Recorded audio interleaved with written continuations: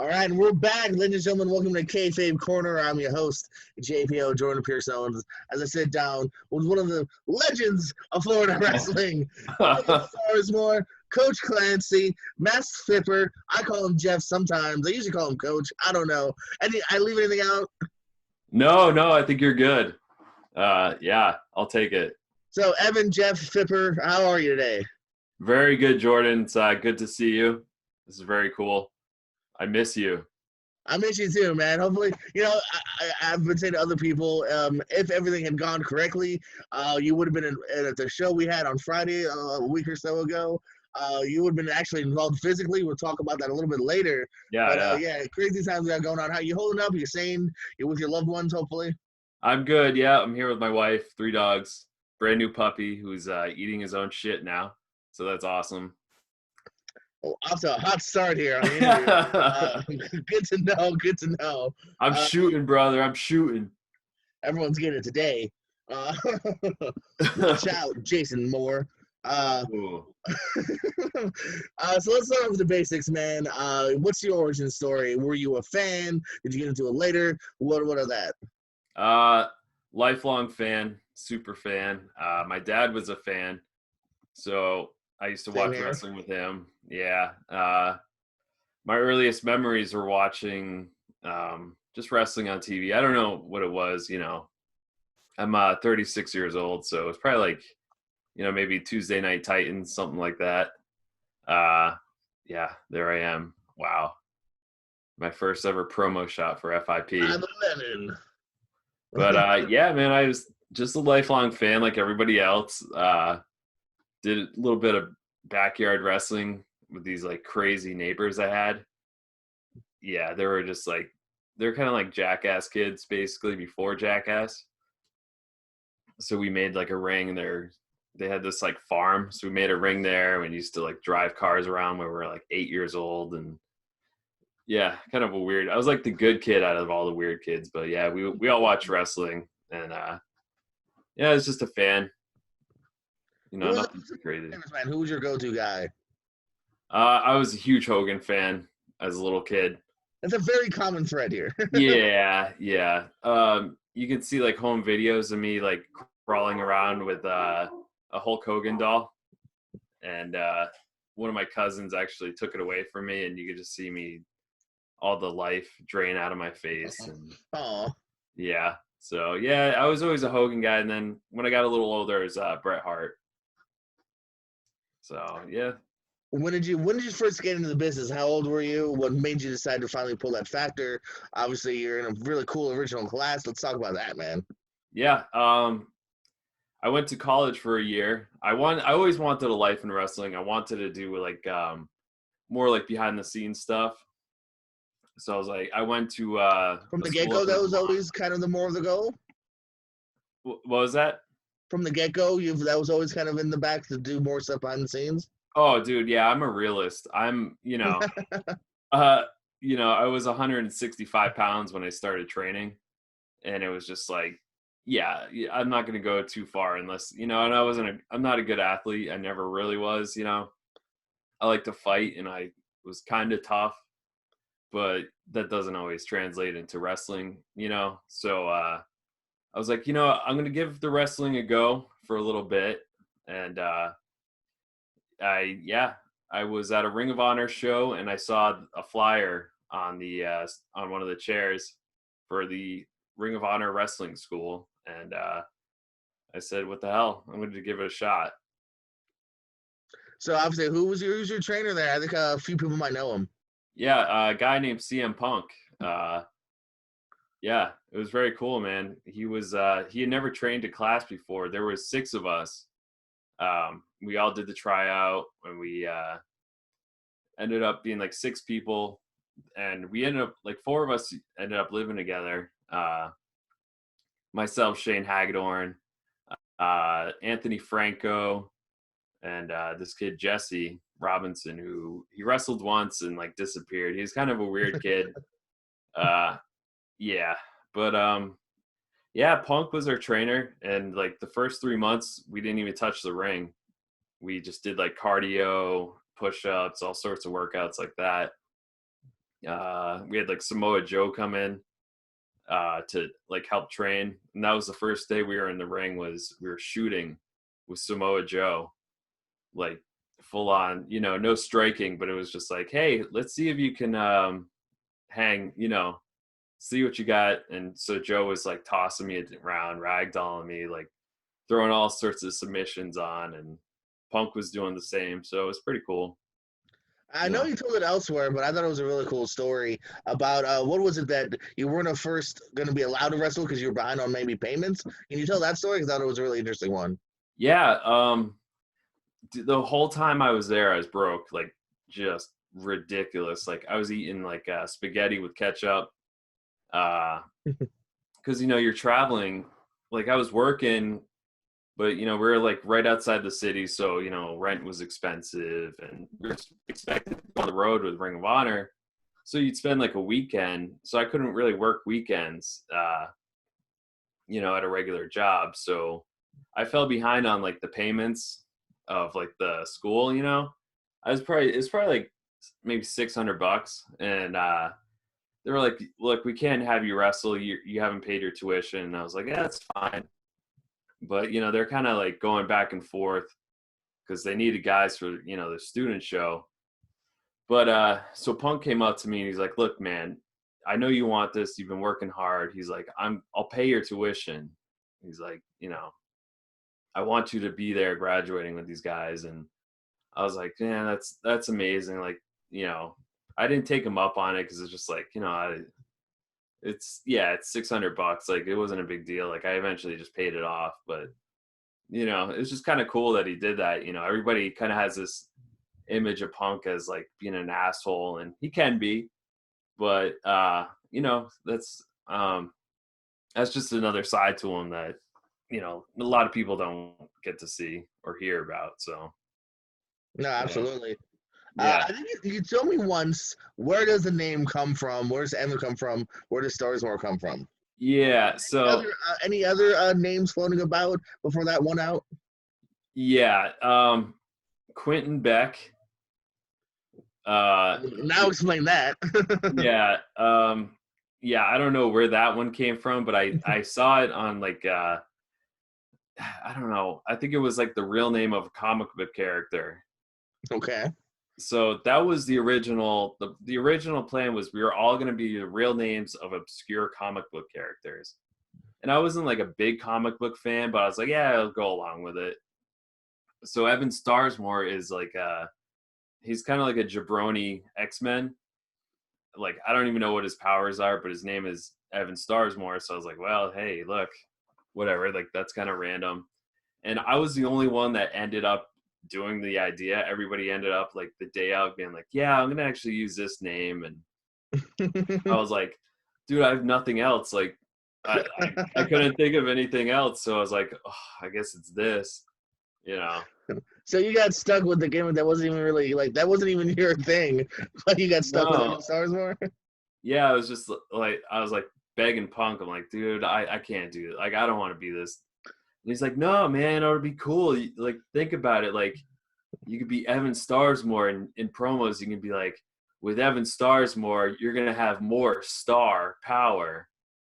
Yeah, there you go. There's Evan Starsmore. I think I heard Eddie Kingston use that line on commentary earlier for you. Oh, tremendous. Of course. Yeah. So yeah. I told you this, and I still got to find it. I have this action figure, so I got it at some point.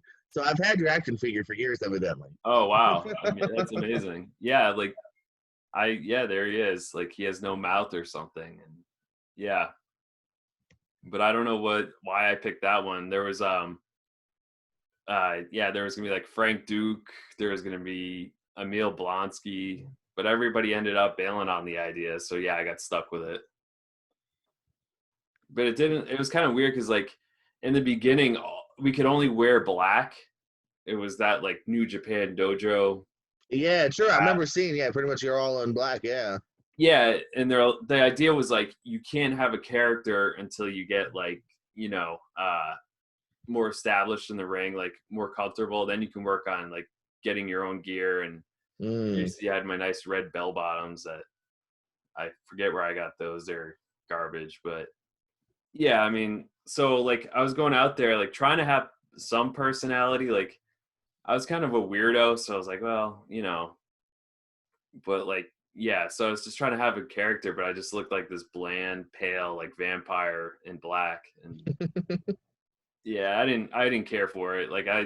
And like Punk like kind of bailed on the idea. Like it was like 6 months later, maybe I was like, hey, like, are we able to get our own gear? Like, and he's like, oh yeah, like, oh sure, whatever. Like I kind of forgot about that. I was like, oh, okay. Nice. Thanks, man. Oh yeah, I suppose. Hey, you just got the Yeah. W, by the way. Congratulations. What was that? You just got the W in that video. I just Oh, want I to throw did. that out Yeah, there. that was amazing. Yeah, I think that was AWF or something. I think so. I thought I saw the A. Yeah, against the great Ray Bees. You were Yeah. spot on, my friend. AWF. No, nice. Yeah, that was like a TV taping. Really? Network Ray Bees. Yeah, it was great because that was the only time my mom came to see me wrestle, and she was in the front row. Oh, And I actually won, which I never won. So that was pretty cool. oh, that's very nice. I see you also spent some time. I mean, obviously FIP. I see IWA Mid South, CHIKARA. Yeah. Any stories from there? Any cool stories of people helping you along? Who you got in the ring with? Okay. Uh, IWA Mid South. We went out there like because Ian, always book Punk, and he was like, look, bring your kids out. I'll have them come out. It was like a quadruple shot, so 4 shows in a row. He's like $90 a night, and we're like, hell yeah, man! Like we're gonna get paid that much to wrestle, these 4 shows. So we get out there, we drive, probably like 13 hours from Philadelphia, and we have 4 matches. Yeah, wild cards here is this was a triple threat match, but these were like very early on, as you could probably tell. I think this is like my 4th match.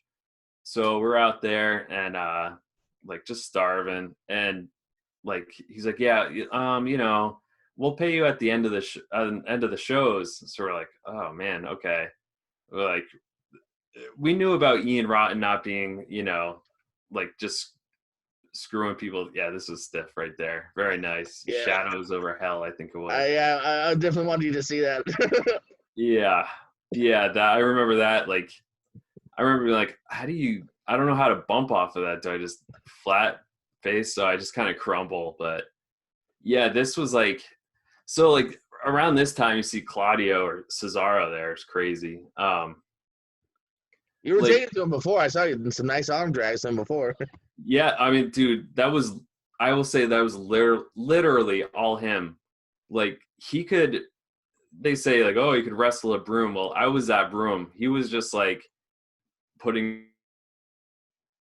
me wherever he needed me to be because he was just ridiculously strong and just so good. He's always been good.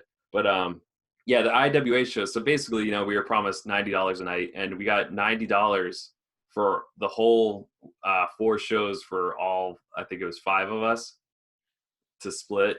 For this Oh wow! So not just one show, but between 5 of you.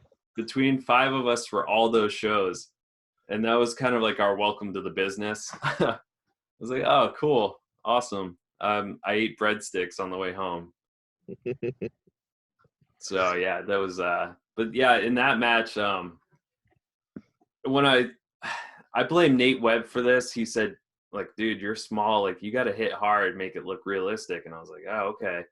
And like I'd been told that a few times, so I took that to mean to hit people as hard as I could. So my forearms there, like I was smashing Eddie Kingston, just smashing Delirious. Anybody I was in there with, I was just throwing those forearms like just like in a safe spot, but just completely just unnecessarily stiff. And Kingston after was like, that was about the hardest I've ever been hit. And Delirious was like, yeah, that was ridiculous. Like, and I was like, yeah, all right, And I took it as like a good thing. Yeah, badge of honor. Yeah. Yeah, I was like, yeah, man, this little strong dude, like, yeah, anybody can fucking hit you as hard as they can. Like, I was completely missing the point, But I'll say, yeah, I learned a bad and very valuable lesson when I later on I wrestled Samoa Joe in what was supposed to be like a 20-second squash for FIP. And I was like, I go over, I'm like, hey man, we'll do this, like, just keep it real basic. I'll come in, hit you a forearm, shoot me out, blah, blah, blah. Catch me with a choke. That's it. So he's like, yeah, okay. And so I go in and I'm hammering with these forearms. And I guess I caught him in the jaw. He used to wear that big beaded necklace. Like, you remember that? Like steel beads. Yeah. Kind of look like anal beads. But so I hit him with, and I was like, I thought I was hitting that. So I was like, yep, these look great, sound great. I hit him in the jaw a few times. And I could see him kind of like wincing, and he's like, lighten the fuck up. And I'm like, yeah, I'm just going to hit him until he grabs me and throws me off. So he grabs me, snapmares me, and he kicks me as hard as he can in the back. And you can see in the video, I move like this much on the ground. I'm like, okay. And then he hits me down and drops the knee on my face. Kind of just like a little message like, dude, lighten up. And he screamed at me in the locker room in front of everybody. So I was like, oh shit. I almost quit. I was like, dude, I don't. Well, that's it. Yeah. He was like, this is a fucking work. He's like, we're supposed to take care of each other. You're out there fucking hitting me in the jaw. I told you fucking well. And it's in front of like Gabe, Punk, everybody. And I was just like, oh, okay. I was like, I'm sorry. And I went out in my car and I was like, I was like on the verge of crying. I was just like, oh, I love this dude. I respect him. I thought I would, I was like, I just completely missed the point of pro wrestling on that night. So yeah, but Gabe and Punk loved it. They came up to me like the next night and they're all laughing. They're like, oh, it's fucking great.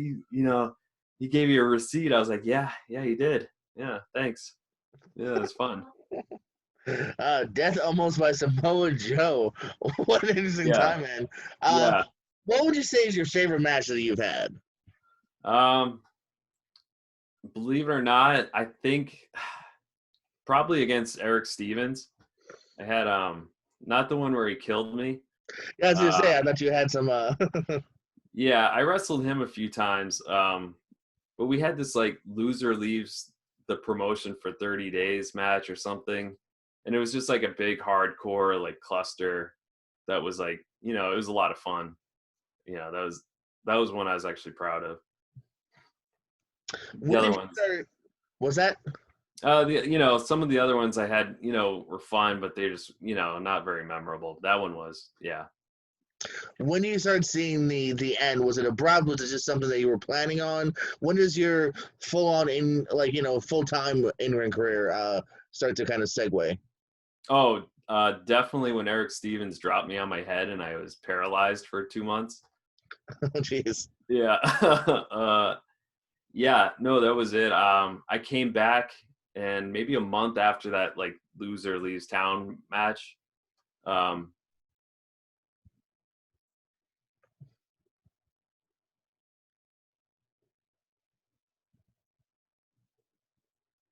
It was an 8-man tag for FPW there. And so afterwards, anyway, like there was a beatdown. So he picked me up over his shoulder, and it was like the Bigelow pile driver. I don't know if it was like the Greetings from Asbury Park where he sits down. So yeah, like my head hit, kind of like how Austin did with Owen Hart. So yeah, that was the end of my in-ring career. I would say like an actual one. Like I had matches after when I got better, like a year later, like maybe 8 matches, but it wasn't worth it at that point, to really wrestle anymore. Was there ever a time that you decided you were going to step away? Did you know that you wanted to be more now backstage managing? When does that segue back into now? So I had a match, and I was just like, hi, welcome back.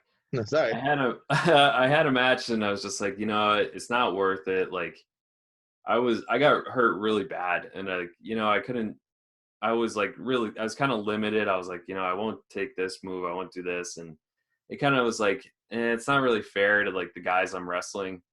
So I was like, I'm gonna do other things. So I would like try to help guys like get booked elsewhere. Like I would try to help book shows and like I was like, I'll just manage.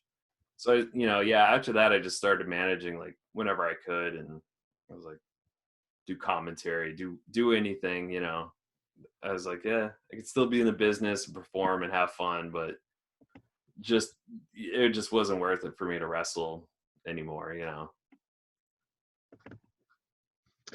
You've had some fun times as a manager here. We got some videos of you and Mason Ryan, you and, of course, the late, great Alex Perry. They both knew a lot. Yes. What are some fun moments you've had as a manager, as a commentator, and so on? Wow. Yeah, managing has definitely been more memorable for me. I think I'm a way better manager than wrestler. Yeah, this is with Mason Ryan for Uproar, and it was pretty cool. He was a good dude, just get off his time in the WWE. Yeah, I wish I could have done more with him, but Uproar I think kind of closed down not too long after. But yeah, Uproar was always fun. I loved managing Oliver Kane. That was a fun duo. Yeah, CJ O'Doyle was a lot of fun. Yeah, because it was just anytime you manage and they're just like, yeah, just go have fun, do your thing. It's easy. So yeah, I love doing stuff like that. Yeah, those crowds are so hot early on. Like the whole time they always had good crowds, but especially early on, they were selling it out, and it was maybe like 300-400 people, maybe something around there. But I loved, yeah, those early Uproar shows. All the Uproar shows were great, yeah. yeah. So doing those shows, I got to talk. I trash talked a fan in sign language, which was pretty amazing. This dude was front row, and he was signing with the guy next to him, and I kind of caught it, and like I only knew like a couple curse words, and like I told him he was full of bullshit, and he was just like, oh, like what the fuck, like that was probably my proudest moment as a manager, was just getting that guy involved like that. So but yeah, you see here with Alex Perry, it was a lot of fun. I love that dude. At of course, at Real Pro, you guys, not long after Uproar, you guys started up there, and yeah, I definitely had a ton of fun at Real Pro. Yeah, lots of fun, and even got to get back in the ring a little bit there, which was always great. Yeah, I was just about to see if I could pull it up for you here. Yeah. I got to ask you, well, of course, first, well, here, let me pull it up first so we can see it as what I'm referring to. The gear, my friend. Where'd you get the Conquistador gear? Dude, I wanted to find like I'm basically ripping off Jim Cornette here. He used to wear like a bodysuit, something Oh, okay. similar, but Yeah. yeah. And I was like, yeah, I saw this on eBay and it was like gold, and I was like, oh, I'm gonna wear it. And I was like, why not? But yeah, so yeah, it was so hot and uncomfortable because it's just meant, I don't know what it's meant for, but it's not meant to wrestle in. What is it meant But for? Good question.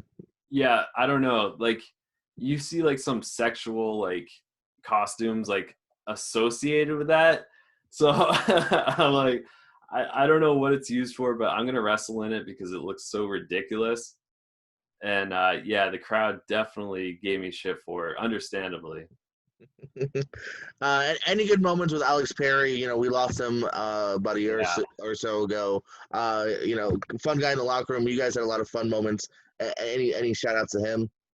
Oh, absolutely. Like he, when I first met him at Uproar, he was, one of those students, and I kind of like, I identified more with him because he's kind of like quiet and, kind of unassuming, you know, uh, and that's how, like, that's pretty much how I was.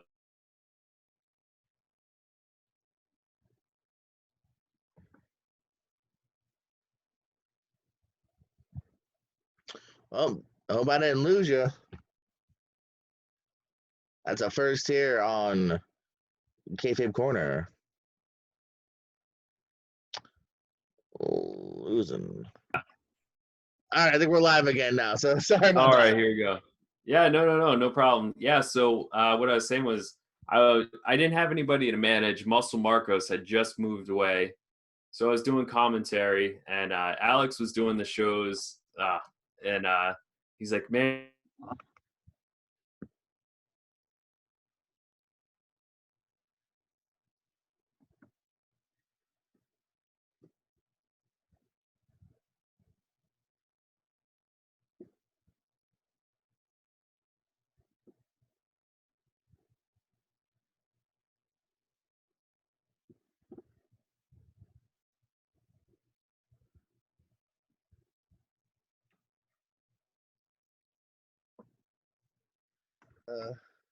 All right, take 3. Yeah. Tell me one more time about Marcel Marcos and the transition to Alex.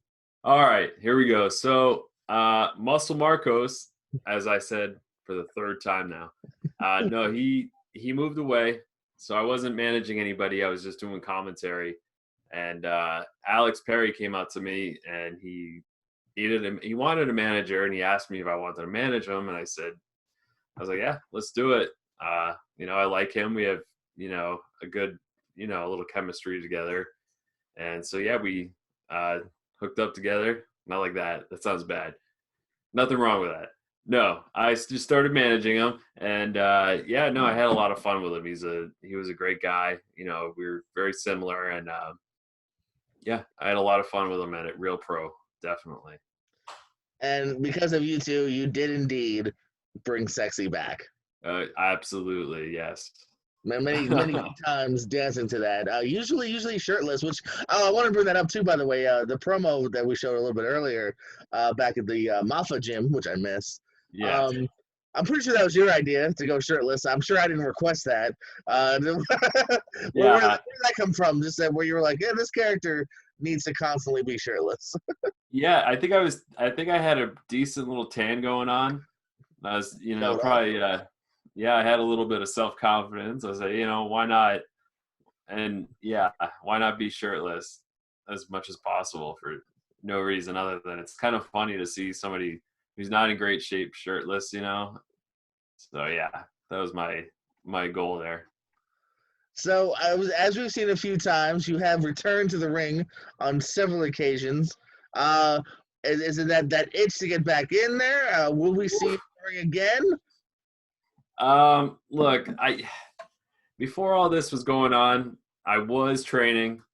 I do have another idea in my head that I will be going forth with. I got 3 bookings, and then of course, everything's going on right now, so everything is canceled. But I'm definitely going to still be pursuing this idea. I'm talking like it's some like mega great idea. I think it's funny.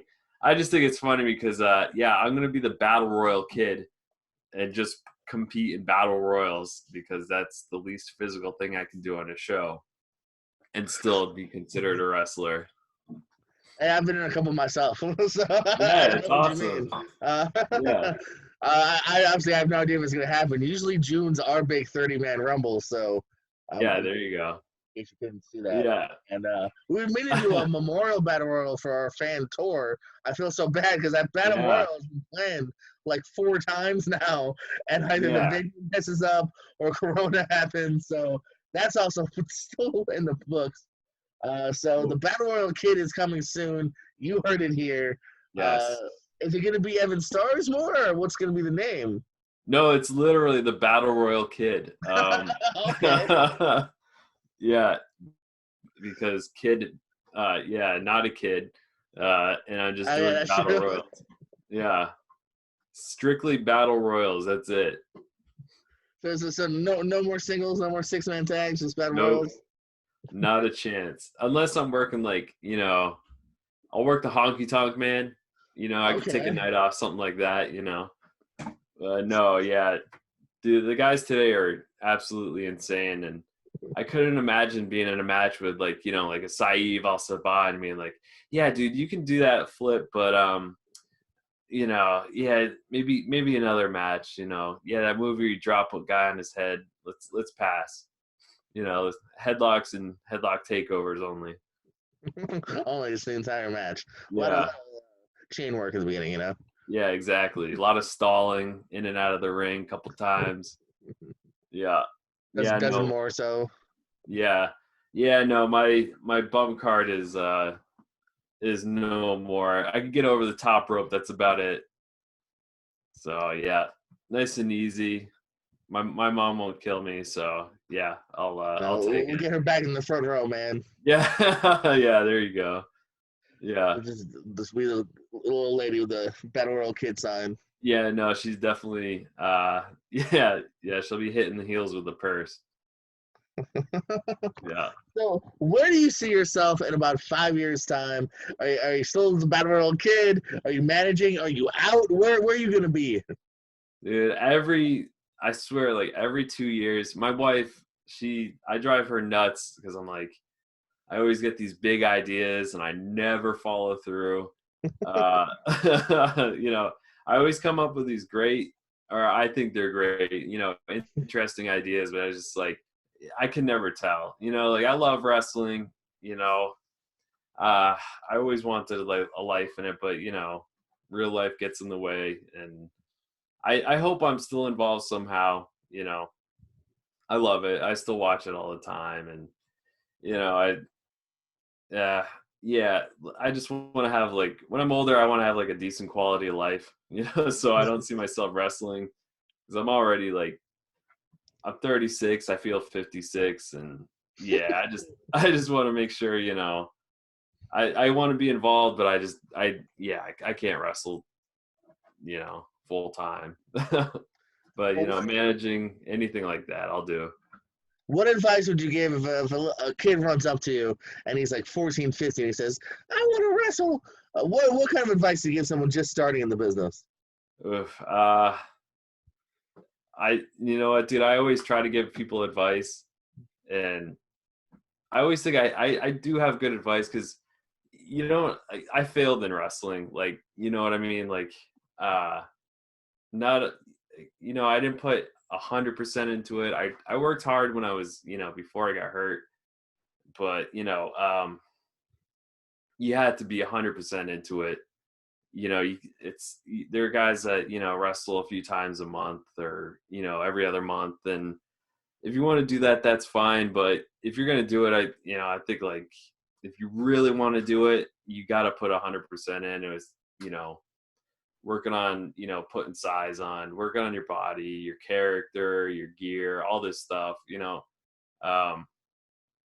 and stay in school. Definitely stay in school. Stay in school. Yeah. Just don't half-ass it. That would be my advice, because I wasted a lot of time in wrestling, kind of half-assing things. And just if you're gonna do it, you got to be both feet in. It's good. It's good advice. Good advice. Any parting words for the men, women, and children at home? Listen, if I ever made you angry, if I ever made you maybe laugh, if you ever laughed at me, with me, whatever, I appreciate it. I appreciate you, Jordan. You always, you always looked out for me. You always helped me out, and definitely appreciate it. I always love working Real Pro. Look, if you're gonna wrestle, put your heart into it, 100%. And if you're a fan, be a fan. Not about you. Cheer, boo, have fun. Just have fun. I don't know. That's it. Moral of the story is drink Coronas and have fun. Are you drinking Corona during Corona? Are you really doing that? Yes. And I get the looks for some reason. All the Florida crackers are all, they want to blame the Corona, but if that means there's more for me, then that's fine. Yeah, you're okay with it. Yes. Just hopefully they don't go out of business, though. Then you'll be really bummed. No, that will be the problem right there. Well, from one Starsmore to another, I found him. I told you I had him. It's always been a pleasure sharing a locker room with you. I've enjoyed. You were there from the early days of Real Pro with Muscle Marcos. Great memories there of Coach Clancy with the sack of balls and the shake weight he would bring, and some good memories there. transitioning into Starsmore for Real Pro. I'll always remember that suit. I have nightmares of it at night. That golden suit. No, and you know what? The journey's not done yet either, man. Once we're back, got a little kid, maybe some more Starsmore. We'll see. But we'll still have some fun. That's the goal here, man. Have some fun. Absolutely. I appreciate your time, man. Thank you for joining me. Oh, thank you, man. I appreciate it. It was a pleasure. Absolutely, man. We'll talk some more, hopefully in real life soon when we get there. Guys, JPO, Evan Starsmore, a.k.a. Coach Clancy, a.k.a. Matt Spipper, a.k.a. the Battle Royal Kid in the house. Thank you so much, guys. Thank you. And I love you more than you'll ever know.